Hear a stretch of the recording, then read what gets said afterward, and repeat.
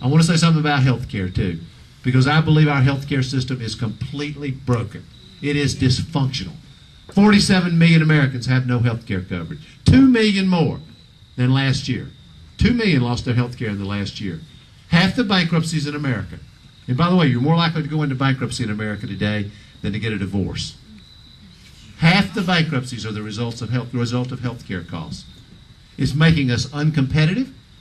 You know, we got $1,600, $1,800 of health care costs in every car we manufacture in America. Japan is $200. We cannot compete. Our system doesn't work. And small changes will not fix it.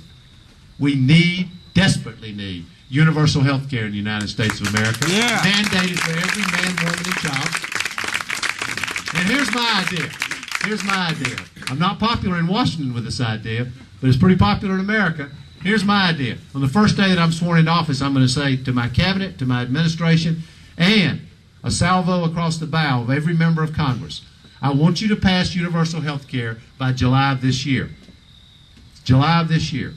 But if you don't, I'm going to do everything in my power to take your health care away from you. Because there is no excuse for politicians in Washington to have health care when America has no health care. I got lots of specific ideas about how to do health care. I will take a few questions. If you want to ask me about it, I'll go through it, but I won't do it right now. Global warming. God bless Al Gore, by the way. Are we proud of Al Gore? He's a friend of Jim Hunt's and mine. I'm so proud of him. He's dead right. Finally, the world is recognizing how right he is. You know, the Republicans vilified him over and over and over. He is absolutely right. Global warming is a crisis, and we have to treat it seriously. And there are a lot of things we need to do. Cap carbon emissions, make the polluters pay, use the money to invest in wind, solar, cellulose-based biofuels. There are a whole group of things we need to do. But here's the most radical of my ideas. I actually want to be a president of the United States who asks Americans to be patriotic about something other than war. Somebody who says to America, we have to sacrifice. We're in this together. If we actually want to preserve the planet, if we want to make America economically strong and independent, if we want to create 1 million new jobs, not blue-collar jobs, green-collar jobs, we can do it. But we got to be bold and visionary, and we have to transform transform our economy away from our dependence on carbon-based fuels. We cannot continue to do it. It is strangling America. It is killing America. And it is destroying the planet in the process. So, I think there are lots of great opportunities out there in the world, here in America, to do great things. But I want to go back to what I started with. I actually run for president on behalf of the men and women who worked in the mill with my father. I see their faces every day. It is what gets me up in the morning. It is what keeps me going. The same thing is true for the men and women whose lives I saw devastated when that mill closed.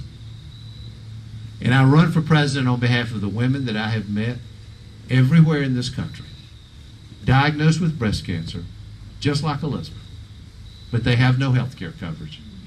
And as a result, they have about a 50% greater likelihood of dying from their breast cancer. The United States of America is better than this. The America that I grew up in was full of hope and opportunity for everybody.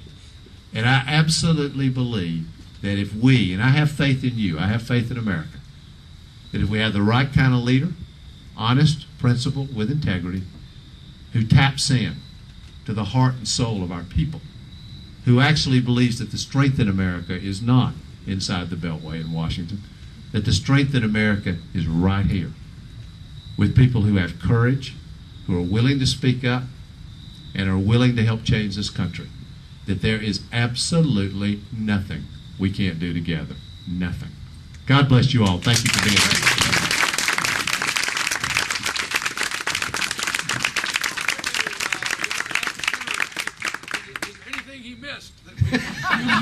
Yes, ma'am. Let's let him do a couple of questions, Jim. Yes. Dr. Lisa White. We know each other, Elizabeth. Founded Rock Against Cancer, childhood cancer. Yes. There are votes there for you. The childhood cancer community loves you. because of the fact that you get it. And you get that this is the #1 disease killer of our kids. You lost your son to the #1 killer of the kids, accidents.